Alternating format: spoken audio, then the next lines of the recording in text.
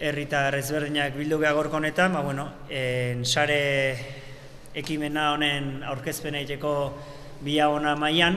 Iazko martxoaren 15ean, eremu ezberdinetako hainbat herritarrek gutxieneko puntu batzuk adostu eta Donostiako San Telmo Museoan giza eskubideen aldeko adierazpen bat aurkeztu zuten. Testuinguru honetan, Villabona eta Masan ere herritar talde bat bildu gara mugimendu berri hau herrian islatzeko asmoarekin. Sare herritar askoetan hitzen babesa eta txikimendua jaso du, eremu ideologia eta sentsibilitate ezberdinetako jendean babesa, eta guk ere asmo horrekin Villabonan ikusi dugu halako beharra presoen eskubide urraketa honen aurrean ekipen honi atxikimendu emateko.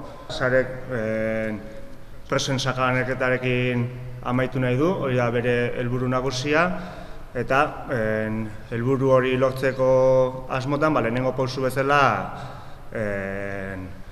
dispertsioak Euskal Herritar asko eta askorengan eragiten duen sufrimendua mundu osoan zehar zabaltzea da helburua. Bideo horietako bat da honako liburuxka hau, eta bertan euskal kultura jendarteko 4 pertsona esanguratsuk euren testigantza eman dute. Castillo Suárez García idazle eta euskal filologian lizentziatua, beste Iñaki Lasagabaster Errarte, administrazio zuzenbideko katedrauna, Jule Goikoetxea Mentxaka, politologoa eta EHUko irakaslea, eta Igor Elortza Arana bertsolaria.